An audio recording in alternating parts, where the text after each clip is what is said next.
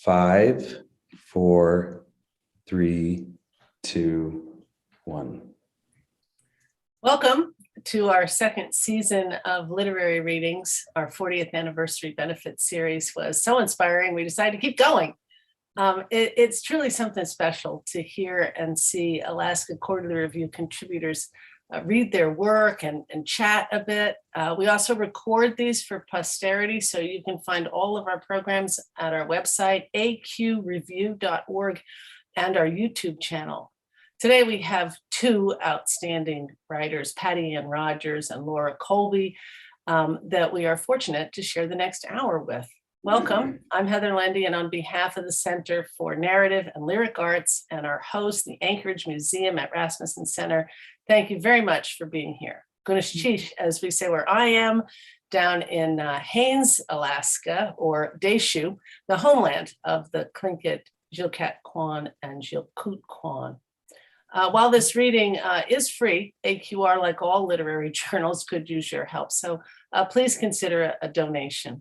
And now I'd like to introduce Ron Spatz, the co-founder and editor-in-chief of Alaska Quarterly Review, a professor of English at the University of Alaska. Ron is also a former National Endowment for the Arts Fellow and the recipient of 2 Alaska Governor's Award and a Contribution to Literacy Award from the Alaska Center for the Book.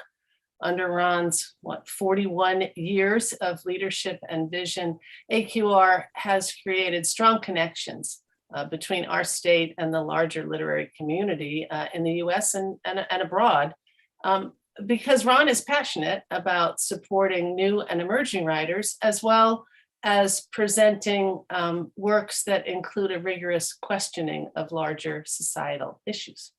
Ron? Thank you, Heather, and welcome everyone. This event is being recorded, as Heather said, and will be available on our YouTube channel. Before we begin, I'd like to make a few acknowledgements. Alaska Quarterly Review gratefully acknowledges the Anchorage Museum for hosting and providing technical support for this event, and Web 907 for its web support of Alaska Quarterly Review. I also want to acknowledge the Center for the Narrative and Lyric Arts, Alaska Quarterly Review's 501c3 umbrella organization, which makes this event possible. Finally, I want to thank our friends at the 49 Writers for providing information about the series within their organization. Most important, I want to make a land acknowledgement. Alaska Quarterly Review recognizes the indigenous land on which all Alaskans live. AQR is located in Anchorage, and Anchorage is Dena'ina homeland. Dena'ina is the language spoken by the traditional, present, and future caretakers of this land. Land acknowledgement opens a space with gratefulness and respect for the contributions, innovations, and contemporary perspective of indigenous peoples, and marks our collective movement towards decolonization and equity. And now to begin, Heather Lendy will be introducing today's featured wonderful poets, Pattiann Rogers and Laura Kolbe. Heather was recently selected as Alaska's State Writer Laureate for 2021 to 2023. She is the author of 4 books, all of nonfiction and all published by Algonquin. If you lived here, I'd know your name. Take good care of the garden and the dogs. Find the good. Heather's most recent book is Of Bears and Ballads. And now over to Heather for the proper introduction. Oh, I'm a little nervous to be in the presence of both of these really outstanding writers. And I'm going to go ahead and introduce both of them, and then Pattiann is going to read, and then Laura is going to read next. So, but I'll go ahead and do the introductions right away so they can take center stage. Alaska Quarterly Review contributor Dr. Laura Kolbe is a physician and medical ethicist at New York Presbyterian Weill Cornell Medical Center, who has been working in the thick of the pandemic. She co-created the medical center's COVID palliative care and hospice unit and its COVID recovery unit, both among the first of their kind in the United States. Laura studied English and American literature at Harvard And after graduating, she taught writing in prison. And it was there, she says, that she witnessed many health issues that poetry couldn't assist with. So she decided to take a couple of pre-med classes and went on to study medicine at the University of Virginia. Her debut poetry collection, Little Pharma, won the Agnes Lynch Starrett Poetry Prize and is due out officially on October 26th. But it's already had much acclaim. Author Megan O'Rourke says her poems are, quote, vivid explosions of language, thought, and wit, and to read them is to encounter a voice seeking to see and name the world accurately, and in so doing, understand our condition. She is a doctor with a poet's heart. Her writing has appeared in Poetry, the New York Review of Books, The Nation, and the Washington Post. And she has an essay in the collection, A World Out of Reach, Dispatches from Life Under Lockdown. Laura lives in Brooklyn with her partner, Andrew, and their dog, Bonnie. Pattiann Rogers is a beloved, longtime AQR contributing editor, and I hope you take this in the right way, a legend. As proof, in 2018, she received a Special Burroughs Medal for Lifetime Achievement in Nature Poetry. And there are people who gather to roll naked in the dew thanks to one of her poems. Barry Lopez said of her writing, if angels were to agree upon a language to describe creation, a tone of voice, and a point of view that would adequately celebrate the divine, they would choose Pattiann's. She taught kindergarten before her two young boys changed her life and her readers, when, as she says, she realized, how can I ask them to devote themselves to working at developing a talent they have if I have not done that myself? She went on to publish 14 books of poetry, most recently Quickening Fields from Penguin Random House in 2017. She's the recipient of many awards, including a Guggenheim Fellowship, a Lannan Fellowship, and a Lannan Literary Award in Poetry, 5 Pushcart Prizes, inclusion in Best American Poetry and Best Spiritual Writing, and has taught as a visiting writer at the universities of Montana, Texas, Houston, Washington University, and she was associate professor at the University of Arkansas. In addition to her now adult sons, she has 3 grandsons and lives with her husband, a retired geophysicist in Colorado. It's my honor to introduce Pattiann this afternoon or evening, depending on where you are. Thank you very much. That's a beautiful introduction. Shall I go ahead then? Yes, Pattiann, it's all yours. Okay, it's wonderful. I have, not knowing what my audience is going to be, I focused on poems that I've read. I've done a lot of readings over many years, and I know what people have enjoyed, and that's what I hope to have happen here this evening. And so if you've heard these poems before, just remember you can read a poem twice. You don't have to read it only once. It can be in your life, just like your pets, I suppose, something you cherish. So I'm going to start out with, I did want to say something, and because I don't want to insult anybody that they aren't aware of this, but a lot of people aren't. And that is my opinion is that poetry is much nearer to music than it is to prose. And that is, I think, in the creative part of the process, and also in the reception of it. And poetry, a lot of poetry is you cannot or should not be able to intellectualize it. It wasn't meant to be, I don't think. I think it was meant to be a song. And you have to enjoy the music as much as whatever you think the message is, if there is a message. And sometimes they're not. Anyway, I just wanted to say that because some people get frustrated that they're looking for something that's not in poetry, typically.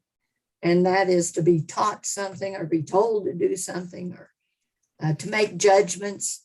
It's looking for the wrong things and then being frustrated. Okay, so I'm going to start out because with a poem that is something to do with the heavens at night. And I'm going to follow with a different perspective. The title of this poem is In Addition to Faith, Hope, and Charity. I'm sure there's a God in favor of dreams. Consider their pervasiveness, the thump, thump, and slide of waves on a stretched hide of beach. The rising beat and slap of their crests against shore baffles. The rapping of otters, cracking mollusks and stones. Woodpeckers beak banging. The beaver's whack of his tail paddle. The ape playing the bam of his own chest. The million tickering rolls of rain off the flat leaves and razor rims of the forest. And we know the noise of our own inventions, snare and kettle, bongo, conga, big bass, toy tin, timbales, tambourine, tom-tom. But the heart must be the most pervasive drum of all. Imagine hearing all together every tinny snare of every heartbeat in every jumping mouse and harvest mouse, sagebrush, vole, and least shrew living across the prairie. And add to that cacophony the individual staccato tickings inside all gnatcatchers, kingbirds, kestrels, rock doves, pine warblers, crisscrossing each other in the sky. The sound of their beatings overlapping with the singular hammerings of the hearts of cougar, coyote, weasel, badger, pronghorn, the ponderous bass of the black bear, and on deserts too, all the knackings, the flutterings inside wart snakes, whiptails, racers, and sidewinders, earless lizards, cactus owls, plus the clamors under sea, slow booming in the breasts of beluga and bowhead, uniform wrappings in a passing school of cod or bib, the thitterings of bat rays and needlefish. Imagine the earth carrying this continuous din, this multifarious festival of pulsing thuds, stutters, and drummings, wheeling on and on across the universe. This must be proof of a power existing somewhere, definitely in favor of such a racket.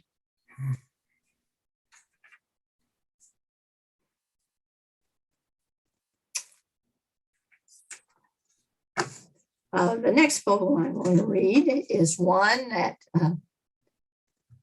was first initiated to the public, introduced to the public through the Alaska Quarterly Review. So it's first published there, and I'm thank Ron for that honor.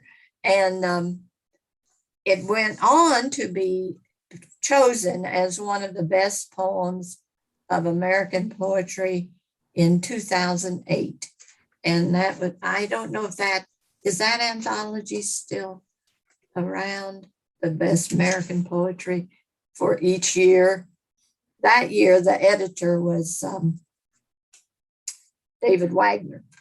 So the poem not only appeared in Alaska Quarterly Review first, but was also picked to be part of that book, that anthology.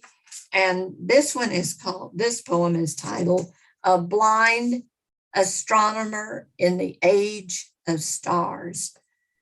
You know, people ask, well, how do you get an idea for a poem or something? And I heard this phrase, the age of stars. And, you know, we don't know that in the future, thousands of years, there may not be any stars anymore.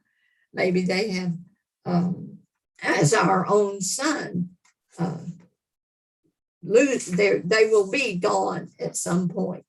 And so it was a phrase that was used in the astronomy course I was taking. So I put these two together, a blind astronomer in the age of stars. He considers himself lucky to have been born during the age of stars. All those beings in their shimmering shades, their silent, untouchable presence, he imagines how they shine as if they were the work of light, giving sight, like eyes to a blind universe. Making his way through fields at night, he can feel the light from those million sources touching him like the particles composing the finest airy fog, touching him like the knowledge of lives in a silent forest. He feels each star in the way he hears each syllable of his lover's whisper. And he claims to see the constellations from the inside out, having been inscribed from birth, he says, with their configurations. Indeed, his braille depictions of Canis Major, Dorado, Lyra, Orion are to scale and perfect. All through summer nights, he lies on open hillsides to observe the heavens. He describes the stars as transforming his body with their patterns like tattoos of light. The wings of Cygnus, the horns of Taurus. What kind of fortune would it be, he wonders, to feel the light of the Southern Cross along his brow? He believes that the constant jeets of the wayside crickets and the notes of the reed toads sounding like whistles underwater, and the soft bristle brush of grasses in the wind all together match in cadence the multiple spacings and motions of the stars. He imagines that the sudden piercing cry of a rabbit or a prairie mouse at night corresponds to the streak of a falling meteor, a helpless descending diagonal of light. He hears their passing in this way. The earth, he is certain, is related to the starry sky by blood, by the solid black existing behind his eyes. He understands the dimension beyond the edge of the farthest horizon, that place whose light has not had time to reach and touch him. He knows that place, its state and its lack. One he calls patience, the other pity.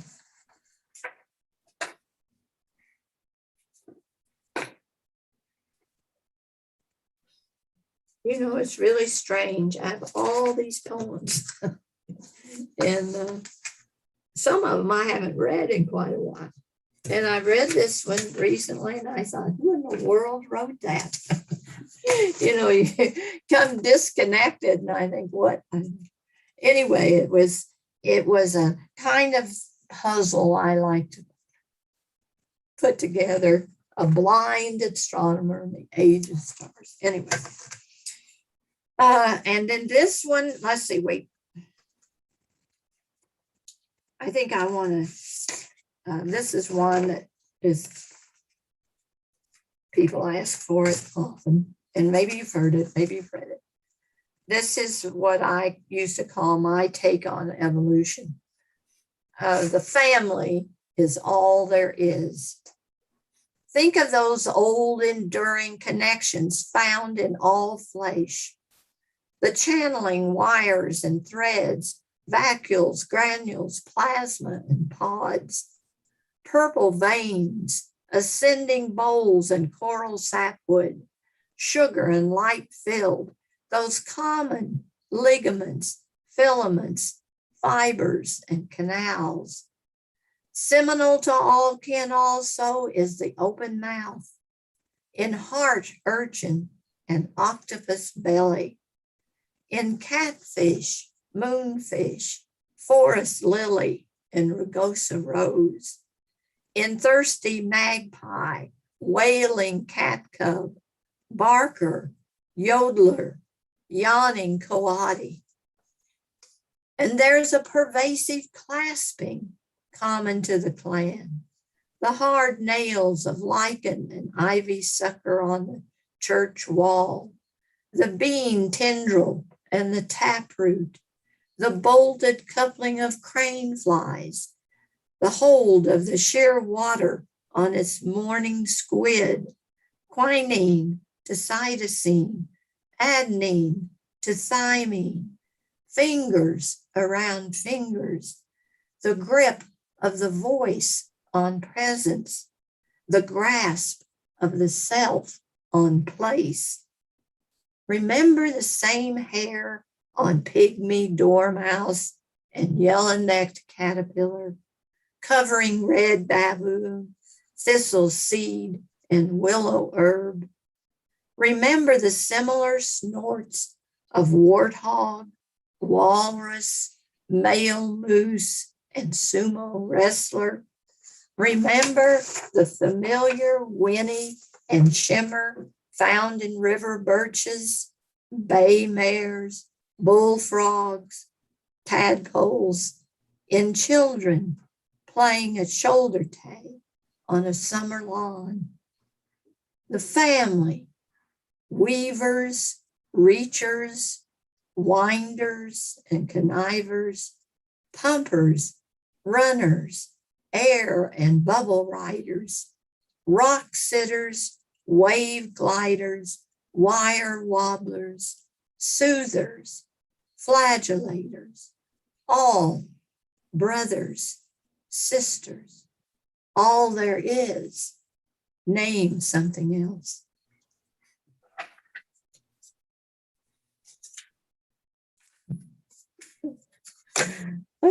Okay, let's see. Would you rather hear a poem about a one-cell creature or the horned lizard? Do you have One-cell creature. We'll go with the one-cell creature.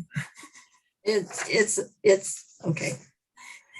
I had so many animals, and people always, they want me to write about animals. And every once in a while I got tired of writing about animals. And I thought I know where I don't have anymore. And so I thought, wait a minute, I haven't written a poem about a one-cell creature. And they are, well, anyway, so this is my poem about one-cell creature. And the title is Address the Archaeans, One-Cell Creatures. Although most are totally naked and too scant for even the slightest color, and although they have no voice that I've ever heard for cry or song, they are nevertheless more than mirage, more than hallucination, more than falsehood. They have confronted sulfuric, boiling, Black Sea bottoms and stayed, held on under 10 tons of polar ice, established themselves in dense salts and acids, survived eating metal ions. They are more committed than oblivion, more prolific than stars. Far too ancient for scripture, each one bears in its one cell, one text, the first whit of alpha, the first jot of bearing, beneath the riling sun, the first nourishing of self. Too lavish for saints, too trifling for baptism. They have existed throughout, never gaining girth enough to hold a firm hope of salvation. Too meager in heart for compassion, too lean for tears, less in substance than sacrifice. Not one has ever carried a cross anywhere, and not one of their trillions has ever been given a tombstone. I've never noticed a lessening of light in the ceasing of any one of them. They are more mutable than mere breathing and vanishing, more mysterious than resurrection, too minimal for death. You know, I have a funny story to tell about this poem. I don't remember what it was published in a journal, but I think it was that one that was by Ed Hirsch, edited by Jen. Anyway, we were here in Colorado, and the phone rang about 7:15, and I answered it, and this person asked for me, and I said, I said it was me, and I said, this must be someone from New York because he thinks it's 9:15, not 7:15 in the morning. Anyway, he wanted to send me wanted to publish this in this journal, and and I thought he said tricycle.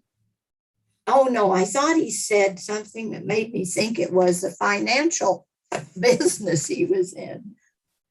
I don't remember why. Anyway, so he said he was wanting to fax me a contract for it, and because he wait a minute, I've got this story. Okay, he was actually from Philadelphia.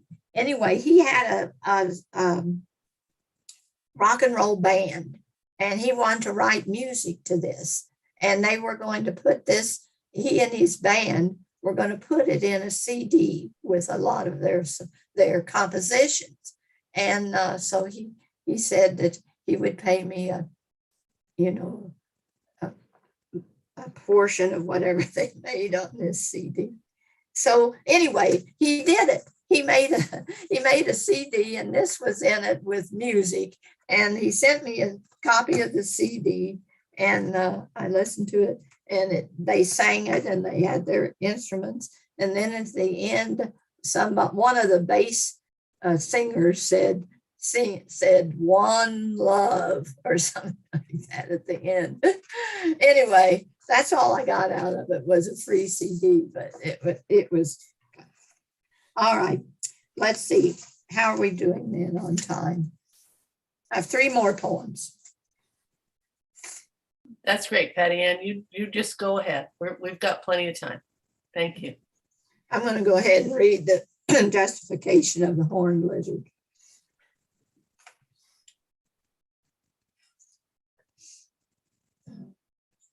We were in California, and my 2 sons caught one of these lizards.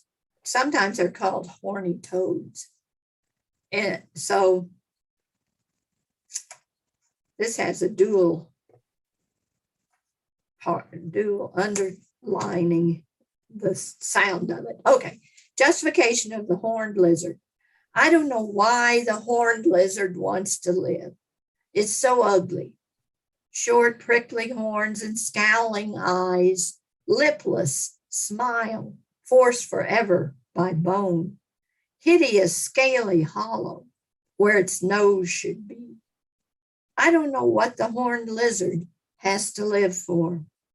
Skittering over the sun-irritated sand, scraping the hot, dusty brambles, it never sees anything but gravel and grit, thorns and stickery insects, the towering creosote bush, the ocotillo and its whip-like branches, the severe edges of the Spanish dagger.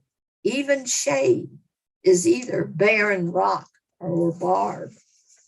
The horned lizard will never know a lush thing in its life. It will never see the flower of the water-filled lobelia bent over a clear, shallow creek.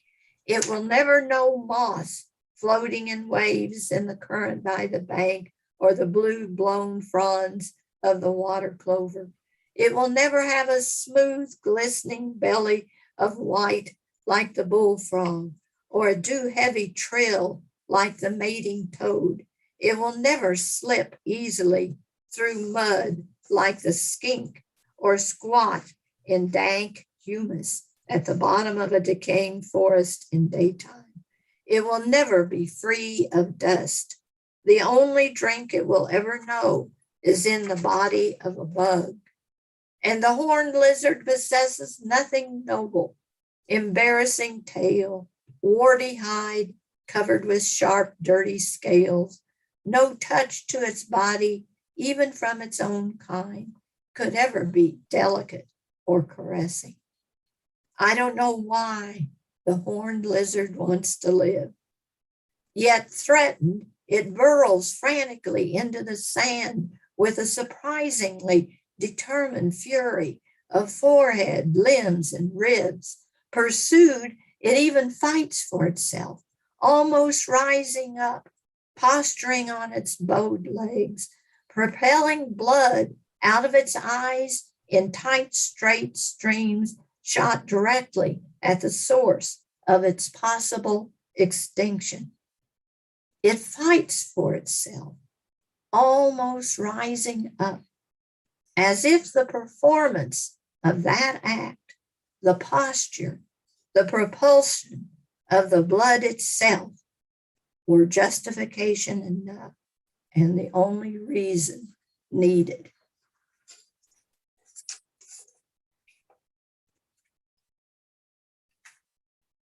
This one, that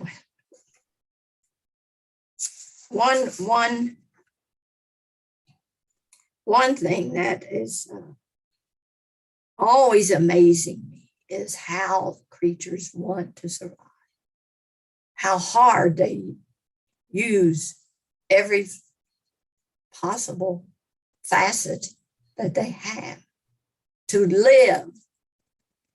And yet we hear a lot of moaning from people who have a lot more than the horned lizard do about their problems. So that was, anyway, part of the reason for writing that poem. And I've had a lot of comments on it from people who live in deserts and know this creature better than I do. All right, two more, and this one also was written with a purpose in mind. This is called Geocentric. It's not very long. And I was giving a reading in my new book called Geocentric.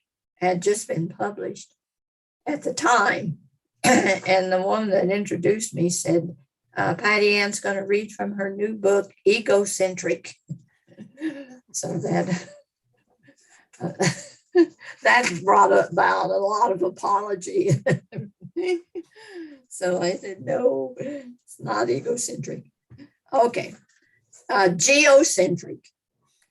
Indecent, self-soiled, bilious reek of turnip and toadstool decay, dribbling the black oil of wilted succulents the brown fester of rotting orchids, in plain view that stain of stinkhorn down your front, that leaking roil of bracket fungi down your back, you purple-haired, grainy fuzzed smolder of refuse, fathering fumes and boils and powdery mildews, enduring the constant interruption of sink mire flatulence, contagious with earwax, corn smut, blister rust, backwash and graveyard debris, rich with manure bog and dry rot, harboring not only egg-addled garbage and wrinkled lip of orange peel mold, but also the clotted breath of overripe radish and burnt leek, bearing every dank, malodorous rut and scarp, all sulfur fissures and fetid hillside seepages, old, dependable, engendering forever the stench and stretch and warm seethe of inevitable putrefaction. Nobody loves you as I do.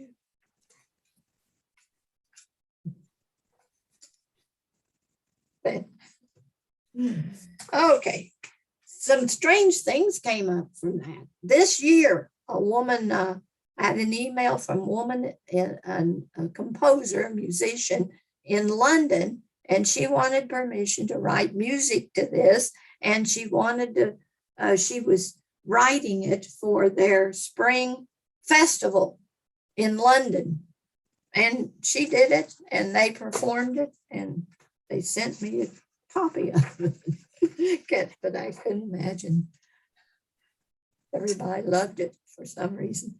All right, this is the last one. And this, I don't know, I hope my daughter-in-law is listening, because she picked this poem for their wedding, with, you know, my son's and her wedding. And for a long time, I couldn't understand why. And of course, she's much wiser than I am, because I never thought of it in the way that she did, but I understood. And it was in answer to a question. I just thought, well, what is the grandest gift that we're given? And so I went through a few things, and as I did that, I learned something, and that's what I seek in a poem. I want to discover something or see something in a new and different way that I had never thought of. And that happened in this poem. In fact, the title changed. It's The Greatest Grandeur. And this will be the last poem. Some say it's in the reptilian dance of the purple-tongued Sangoana, for there the magnificent translation of tenacity into bone and grace occurs. Some declare it to be an expansive desert, solid rust orange rock like dusk captured on earth in stone, simply for the perfect contrast it provides to the blue-gray ridge of rain in the distant hills. Some claim the harmonics of shifting electron rings to be most rare, and some the complex motion of 7 sandpipers bisecting the arcs and pitches of come and retreat over the mounting hayfield. Others for grandeur choose the terror of lightning peals on prairies, or the tall collapsing cathedrals of stormy seas, because there they feel dwarfed and appropriately helpless. Others select the serenity of that ceiling cellar of stars they see at night on placid lakes, because there they feel assured and universally magnanimous. But it is the dark emptiness contained in every next moment that seems to me the most singularly glorious gift.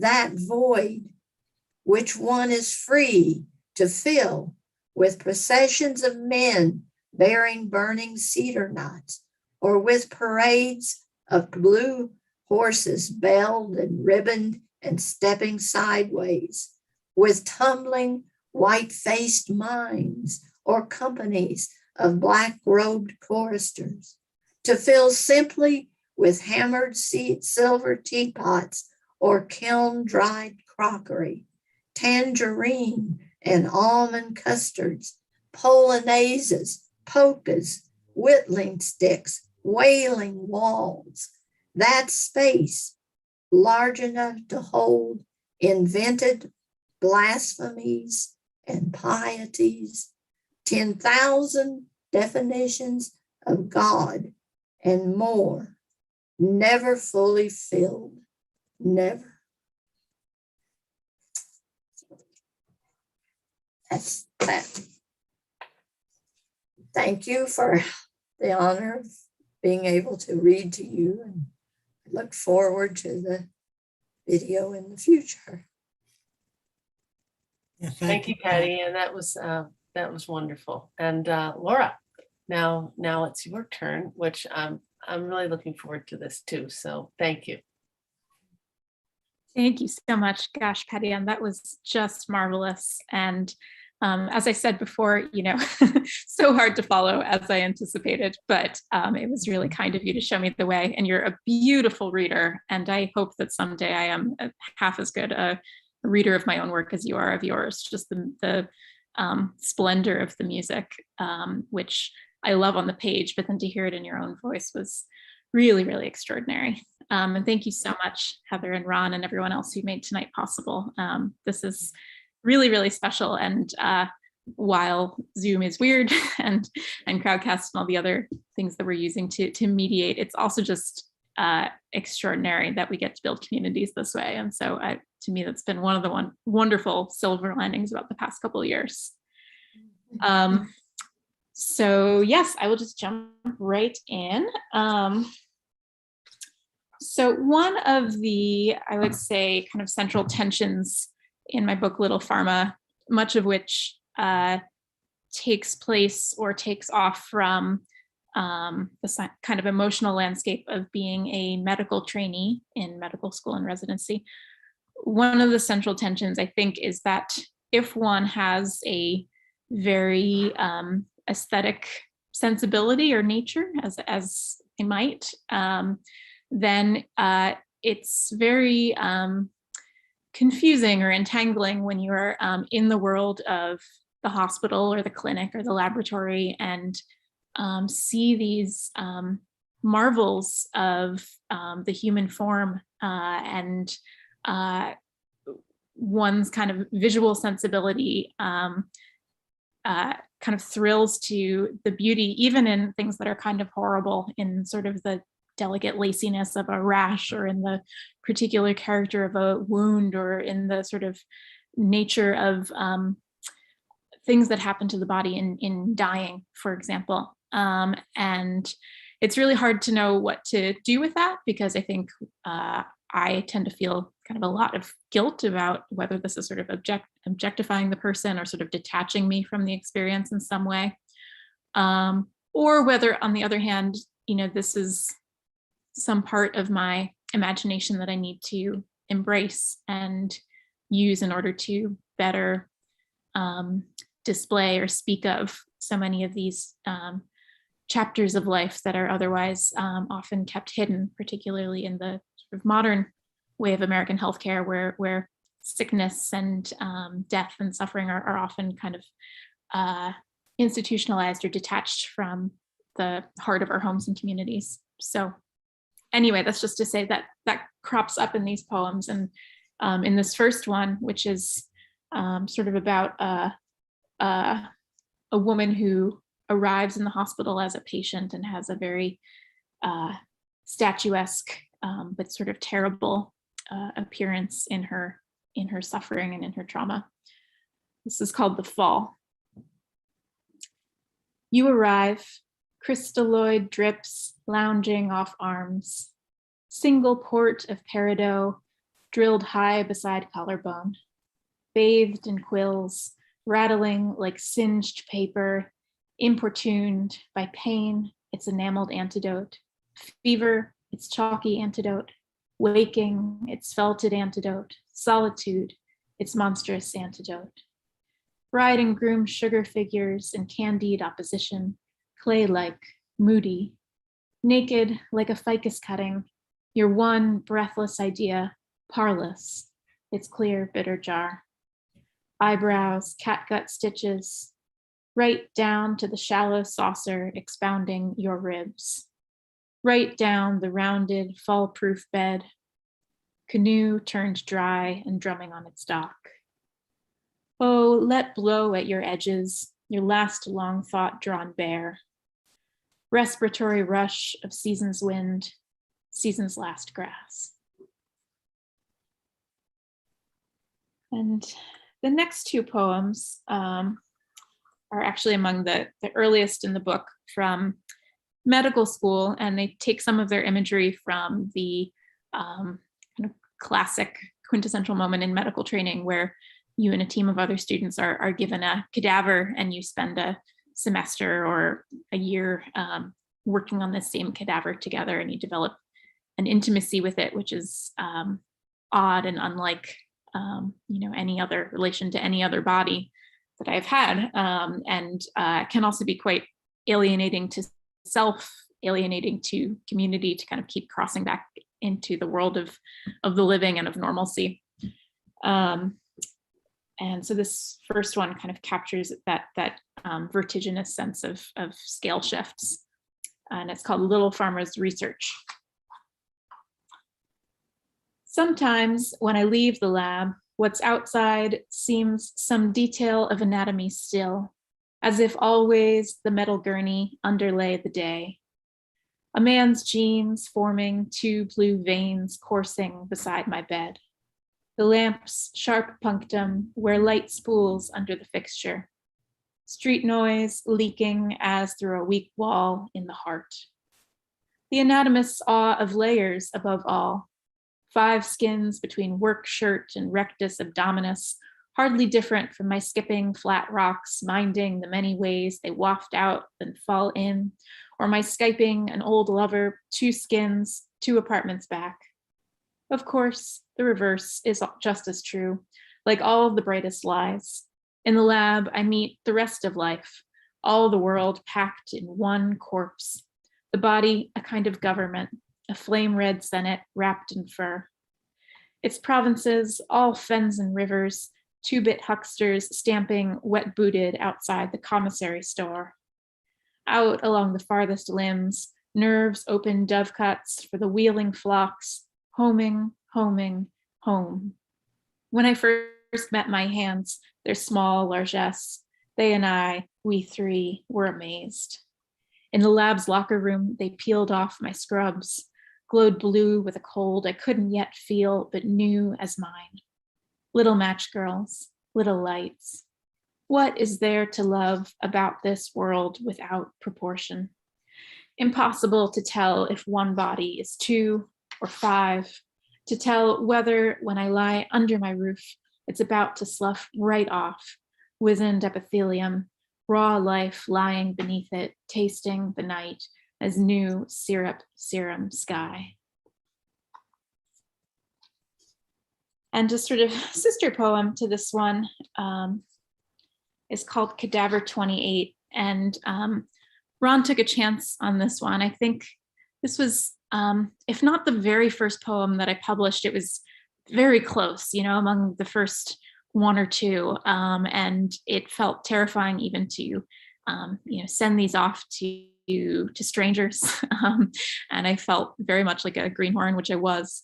But the kindness of Alaska Quarterly Review in making space for this work was really seminal and gave me just a little bit of grit and a grain of self-belief to get me going. So thank you, and I'm so happy that this is in the book now. And I'll just also say Yeah, no, I don't need to over-explain. This is about a cadaver, but also about the weird lines of thinking that one gets into when you spend too much time in a lab full of cadavers. Cadaver 28. 1. Male, pale dishwater color hair of the former blonde boy, now 60-something, still near 6 feet, weight declining each week as he is exposed. I try not to take it hard, he's less and less there every time I come to see him. I try to be gentle in case a soul part cares after it's all done. What I learn is parts, is a lessening. Pale signal lamps are his nails, strewing declining light past my own dead hair, my solid weight, past my hard care. I know this body better than my own. How often have I said that, and how often been wrong? And now, at last, here it is, the known one, the solved, each piece petaled and glossy, transected and fanned out for sight, parody of fidelity, obediently still, and in all but color, precisely by the book. Such rigor of limb and frame, I am amazed, its hair snips soft and easy in my hand when I am instructed to expose the neck. I am not at home in my hands, so I look down and make a thought's nest there. Mothy fasciae wrap white around each form. A faint tang of olive rises from the yellow swells under the skin. I see all that can be seen, more than I have of any man alive, and of course see nothing not available to sight. 2. He entered my dreams with the grim sachet of a pickup artist. My legs are tired. I've been running through your head all night. Say I see his wife alone at a grocery till, pulling lint from a good coat or raising coffee to her lips, seated across from a grown daughter in a glass-fronted cafe. Will the tips of my fingers chill to some word whispered from the ditch below my throat, soft, hard to catch, something like occult, adult, adust, adulterous? He has a blue mole along the beach of his ear. Pre-auricular Venus Lake, I should say. I would know her by the swimmer's hunch, the spring brimming under her feet. He has the averted face of one hearing confession. I would know her by the red beads encrusting the lights in her matchbook. I would know her by the beads on her lip. I am like his shadow, long and constant all winter. She, the parlor mirror, flinging beams without his face in her facets, his, her witness, his, her white light. I spray his feet to stop them drying out. The way they keep turning into spindled rinds of kabocha, pitted meteorites, or the penitential rasp of winter concrete would be strange to her. He has a silence. I would know her by her hungry ears. 3. I half awoke to yellow light in a gray room, combination so mucus it caught my breath. My real man of the moment slept. Cadaver 28, interred down the street, sent me word.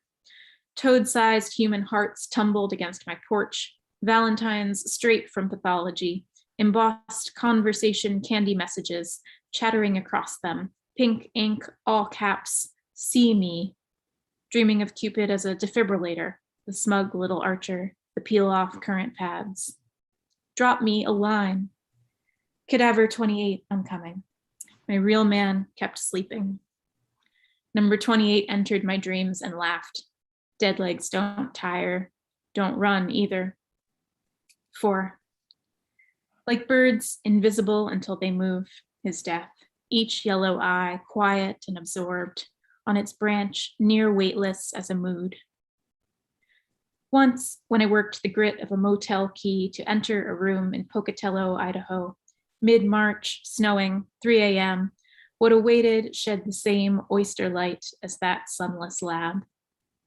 He flattens where he touches the steel table, again a tiny boy, mashing his cheek to the bus window, feeling the engine, stroking the yellow hull, and unfurling into his bones. Again the boy, puzzling at the TV's colicky blurps, alone in early morning, on a failing channel, pressed against velvety static, squinting at the snow inside the box. Okay. I was trying to make sort of a through line among a selection of poems. So I've picked sort of a number of ghost poems, which I guess is okay since we're nearing Halloween, but it isn't the only mood in the book, but it's helpful to make a little necklace for tonight of some poems that kind of speak to each other. And so this next one is called Little Pharma Sees Ghosts. And again, it's a little bit about being haunted by bodies one has seen, deaths one has seen, and the pervasive sense of guilt or fear of having misstepped, having missed something that can give someone, me, sort of a sense of being pursued by the underworld at moments. Little Pharma sees ghosts. The ghosts crackle, they are breaking in, being seasoned like leather or iron. Their new task, minding her, a fussy tremor like a moth sack. The white was just outside her, the breathing in cupped wool on her tongue. Who trains them? They are so close even now. And when they are more supple.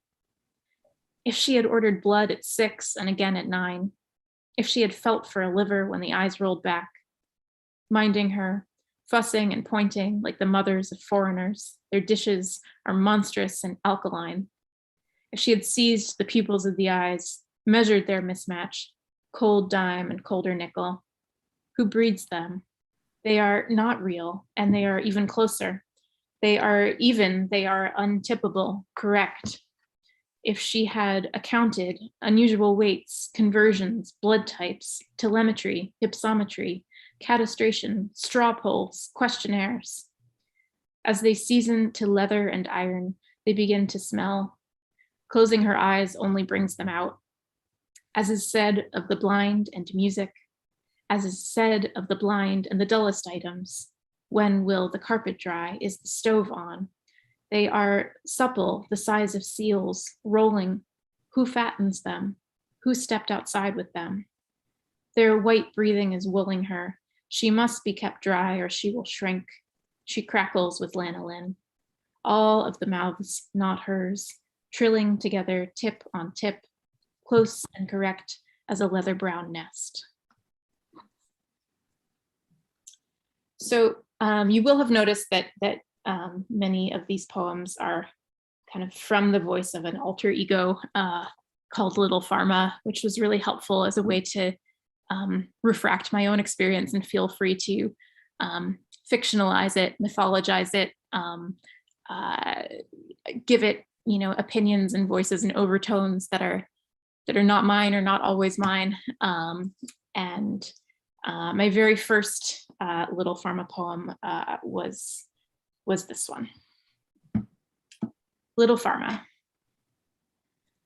Of the many impossible chemicals, we need the one whose freeze state speeds the road, then warms to wet commitment on the windows. We need the one in small jars that grows big as remorse to float us down canals, flayed straight beyond intention. All the foams I know stuff walls or clean, hold heat or lay bare the face. Bring me the other, white whip that shames and elates the hungry carpets of medians. Bring me the acid that inflames Ohio's battery, then the one for Pittsburgh. As yet, the one serum for travel dries the mouth, locks the far hills like a bone plate. There is nothing for the shrift of your elbow, the hands at 10 and 2. When you are drunk, you touch my face as though it were made of cities and you were a bobcat's toe. There's that much fear of pulsed light and flare, of how joy can be timed like a well-run boulevard. You'd rather screw the moon. I know I've been waiting to be happy. Foolish when you see how cabs coast the stop line, how they believe in green before it blinks a fern eye on their rusted skins. Foolish when you catch the furred backs rising out of the park, the half-seen night snouts sliding across the road towards God knows what sweet, what slip of meat brine in appointed cans and alley boxes at the brink of anyone's home. Heather, how strict are we about the end of our hour? Should I wrap up, or what are your thoughts? I don't think we're too strict. Are we, Ron? It's up to No, you. I think you should read, and then we I still think you have a should read, couple of and questions. Ron will get to ask his question, and we'll if it's all right with you, Pattiann, I think we can go another maybe 15 minutes tops. Will that work, Ron? That for you? works for me. And will that work, I assume, for the museum too? Because this is really special, and I'm really It's certainly enjoying it. And it's very the poems, the language, and it's very symbiotic. I mean, you, as Ron said, you go well together. So yeah, go ahead. Is the long and short answer. That's very kind. Thank you. Okay, I was going to read two more, so I will do that. There is a suite of poems scattered throughout the book called Imagining Marriage, and I echo Pattiann's sentiment that I often write poems when I don't know what I think, and I sort of write my way towards thinking. And so, Imagining Marriage was sort of different ways of looking at relationships, commitment, trying to figure out, is this for me or not? Spoiler alert, it was. My partner and I are married now, but maybe the poems helped. And so this first one was really kind of about the idea of whether it is scary or elating to think of a certain dissolution of the self as kind of the most important atomic unit, and letting that go, and kind of making the fundamental unit be either a couple or a community or something kind of larger than oneself as a project. So this helped me think about that. Imagining Marriage. The bellies of right whales, each krill its jacket of mineral, one meal. The empties on Tillman Street, what they will make is in their next heat is maybe a whale's glass cage, is maybe the largest bulb in Reno, is certainly a gray rash of nickels. Hello, goodly transmutation. Hello, my onus, my many. Two can be many. One can be two. At any siren, I still Hail Mary, the pastor's way of saying thy womb like thyroid, fast and ill-accounted, though now I am praying to the box of noise, the string of women mimicked in its hosing peal, the low one with her black nosegay, the central matron strong as steel-cut oats, the soprano hem on fire, parched red, smoke-gingered. All these are you, says the ambulance, when not saying the more important move. And yet, to reduce, to make a vichyssoise of the large Babylonian heart, a feet, and all that ends in feet. Oh, thick rue, dumb as Napoleon in the goat hills of his mind, weaving one scratchy blanket for 200 or 300 million backs. We are apart. Yet, how good and still the bed can feel as you tug at my hair, 1,000 brown filaments, a single greased bobbin. How unreal to grab so much together. Today in a space movie, a man in orbit tapes long strips of paper to his air shaft out of dying to hear the Russian grass. To you, it is all a sick dalliance with ghosts. Me, I want those streamers. I'm ready to glue them all over the house, drowning out even our shared and sleeping dog, our real trees, so that always it can be said, our listening is to splits and shards, is in pieces. And I will read just one more. Although it's not from that suite, I think it has a similar concern. Something I wrote about for Poetry Magazine, sort of about my almost obsessive preoccupation with kind of litanies of the dead during the pandemic, and this urge to kind of list everybody, count everybody up. Here I go into that a little bit, which I think is maybe a doctor's impulse, even pre-pandemic. I think we're kind of constantly counting noses all day, make sure we haven't missed anything. And it also kind of ties that into the really beautiful passages in the gospel about God having the enough attention to note every sparrow, every lily of the field, etc. The countable. To be among the countable, be scant as bird in air. Oily mutter of unreaping wing is enough. Dropping seeds that plants may dumbly grow is enough. Slamming glass, shiner to shine, when your bill hits porch window, your phantom rival flared up and gone, sorehead, be master of thump and ding. That is enough to be counted in books of the living, may be saved by a nut brown hand, suet buffed, brought to a bosom of happy enumeration.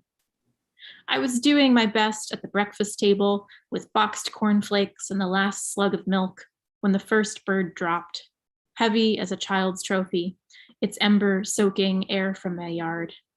It seemed my job to take note, its glass-skewed wing, its sacral rage. In case I was the Count's one deputy that day. What a god of suffering. I pulled the shade. I was ringing laps in a Sunday night grocery, everything smudged in the old week's rouge, soft in my belly as an oyster making love. It seemed no one could note, as I did, the dusty pecking of a man at the free cheese tray, how he studied the prices of capicola, took 4 toothpicks of Swiss, swizzled his brow, took 7 more. Of course, I only watched, with no idea which of Knight's tollmen charged him on the cold walk home. Of course there is a count. Of course there is a shining booth where tickets are redeemed for fuzzy things, or simply someone holds your hand under a butter moon, tells you of your 5 fingers, whispers that even a 6th would be beautiful on you, even a hand known to claw after gimcracks, beautiful. The toothpicks trailed him like frost at the edge of a department store fire, wholly white and still, while his ground floor of perfumes wrapped hoods of burnt sugar on the speechless. If I cotton on to an ultimate mercy, it is one of 2-ply robes and hammered velvet, the kingfisher humming talus to the sunset, sure, but also many thin clerks and reeves, nervous to exist, an attic of abacuses, dozing in crackalore, a little behind time in their contributions, flocked with eraser tongues. If I fall after you, it is because of the baked Alaska in my chest, which wants to be a tower of alternating pains snugged in cloud, but is running from an unplanned heat, its several colors streaming from the base. Count them. Before they mix to gray-brown, they are yours. Thank you so much. Wow, what a great reading. What a great reading. And Pattiann and Laura, such an honor to have both of you together. I'm going to throw one question out, but I just want to thank you, Pattiann, for all the years you've helped us. And, I've gotten to read your poems for so many years, and now to hear this at this point. And I do remember Cadaver 28. It's still very striking. There was no mistake made. And to see you now as you've emerged is also just very just beautiful. So I have a question. And, if Heather is willing to chip in too, because she's our Alaska State writer. So I'm going to throw out sort of a kind of thesis statement. And, Laura, I'm going to want you to start because you're a physician, a medical ethicist, and a poet. And so you'll be first. We'll go Pattiann and then to Heather. There's so much that ails the world. I have a thesis that we need poetry and the literary arts more than ever now to promote healing on so many levels. how do you relate to that? How do you see it, both in your work and in your readers, and ultimately in its future? Yeah, I absolutely share that belief, Ron. That was really beautifully put. I think one thing for me that is extremely helpful is the slowing of poetry and the tempo shift that happens both in writing it and in reading it.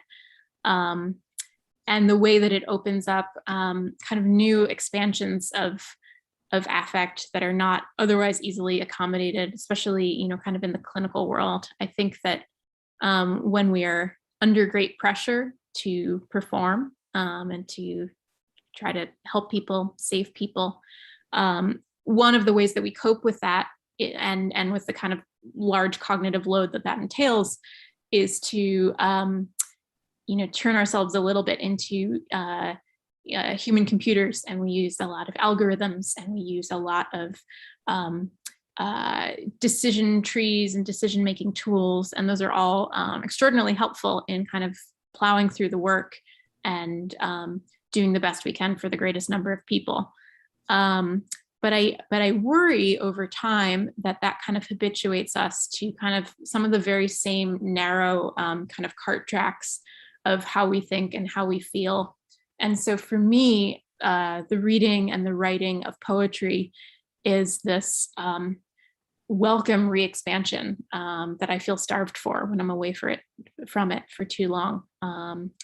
And it's good to have whole realms in which we can explore the many flavors of uncertainty, the many flavors of ambivalence, which are otherwise, I think, not easily accommodated in certainly in clinical work, but I also think in our own maybe you know, coping mechanisms as humans, as we deal with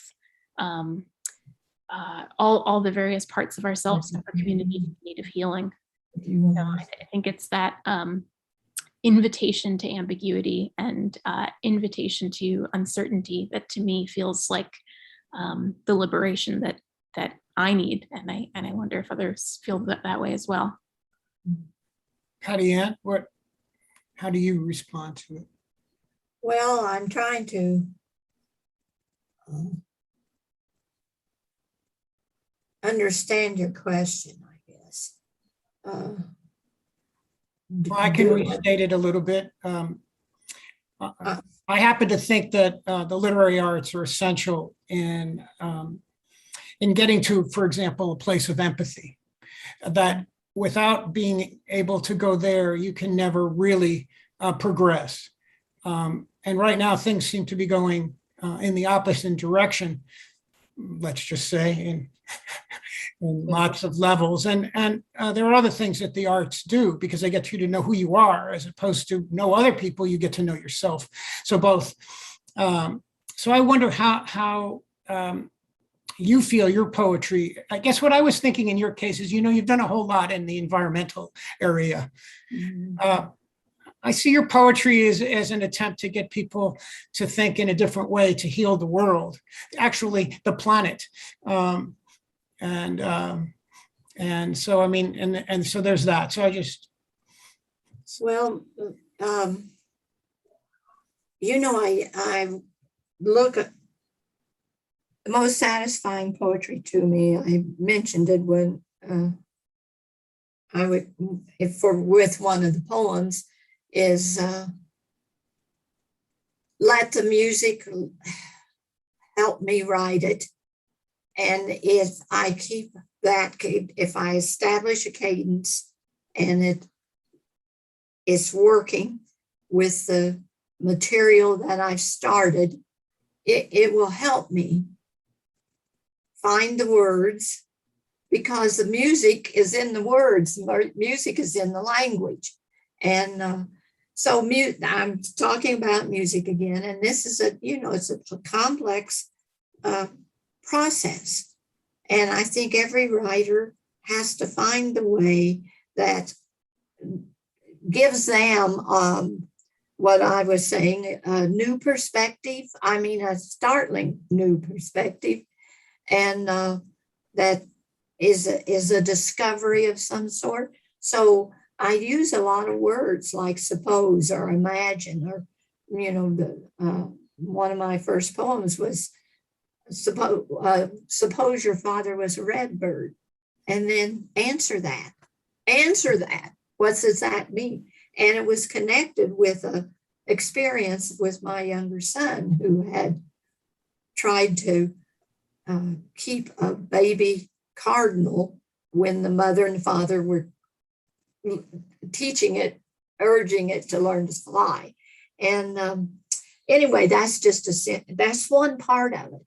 And I think that sometimes people use poetry in what I consider an ill-considered stance, which is, I'm going to tell you something, and it's going to be a message, and it's going to be intellectual, and I may tell you it's right, or I may tell you it's wrong. And I think that doesn't suit my idea of what I want to do with the poems. And here's an example of this, that it's actually been 10 years ago. The Poet's House in New York City, and I had found a source who would help them with a project they wanted to do. And they chose 5 poets, American poets, and they surveyed zoos in America that would be willing to work with this project. And the project was that they were going to assign a poet to each of 5 different zoos. And the poets would be working with the artists. Most zoos do have artists, because you have signs you have throughout the zoo about the animals. And most of them are on a scientific subject about this animal, where it came from, scientifically talked about, how they, in the wild, how they preserve themselves, different things about the animal in that kind of a technical way. And it's a learning thing, and that's fine. I think that's good in the zoos, but that's not going to change anybody's heart. And if we want to preserve what we have, you can't tell people what to do. You have to encourage them by touching their heart some way, so that they want to help, and they want to serve, and they want to preserve what we have in our environments. And so my job was to find poems that we could put before the hippopotamus, before the gorilla and the primates, before the wolves in the forest. I worked with the Milwaukee County Zoo, and it had a great acreage, and it had lakes, and it had forests, and there were no bars or small cages, and they were seeking to do the best they could while caring for these animals. And we spent 4 years, I did, with the artists, and the director of the zoo was, the zoo was partnering with the library, and they were having their readings about animals and zoos and things at the same time. Anyway, if I have a purpose,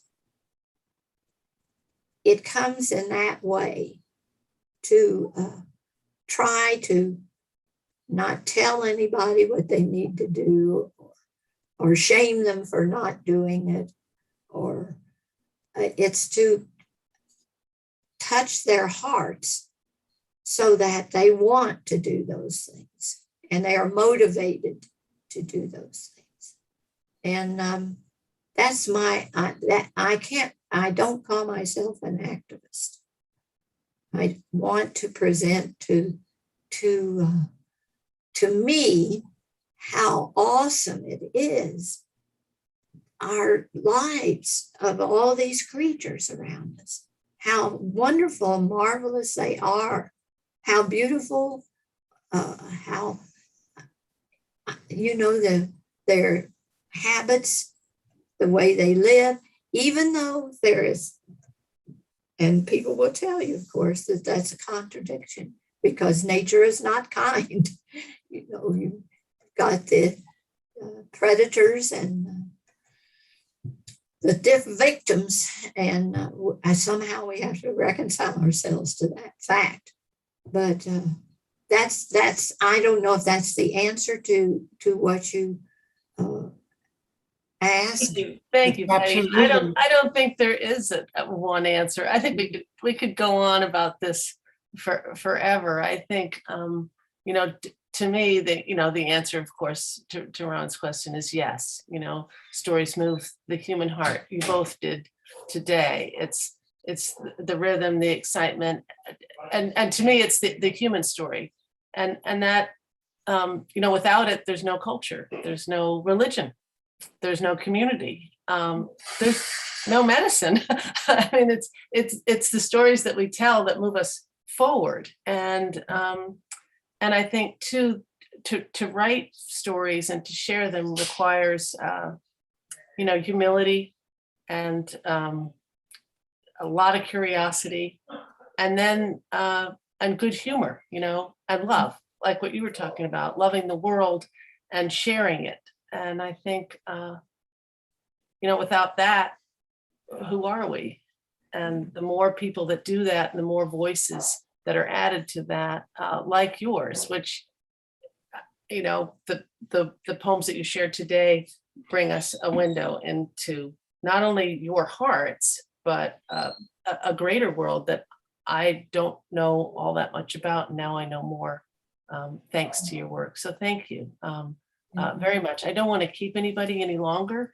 And so I just want to say on behalf of the Center for Narrative and Lyric Arts, all our gratitude for your generosity today, Pattiann and Laura, and to Cody at the museum.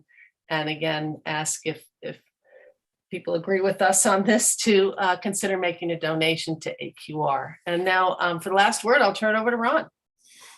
Well, again, thank you, Pattiann and Laura and Heather. Very grateful to the three of you. We have two great events coming up in November as part of our series. November 12th, we have a fiction event, and that's on November 12th. Another poetry event, Friday, November 19th. So with that, again, with substantial and heartfelt gratitude to the three of you, say goodbye for now and hope folks will be joining us again on November 12th. Yes, and I wish we did have more time to talk because I had some comments on Laura's poetry and its depth and originality, and I enjoyed having that new perspective on some things I'd never thought about. So thank you for writing them and reading them today. And Pattiann, I'm looking forward to being in touch. I think we have a lot to say. So, and thanks, Ron and Heather. This was beautiful. yes, it was. And for all this, what is it, 41 years? Yeah. Yeah. And I have this book, and this is the book in which I did the editing of the poet. And there's 48. I forgot that there were 48 poets. Oh, thank you, Pattiann, and thank you, Lauren. I've got to duck out for another commitment here at 5:30 my time. So yeah, well, thank you too. It's been wonderful. So thank you. Lovely to meet you, Pattiann. And John Straley says to say hello. Thank you. Okay. And good luck.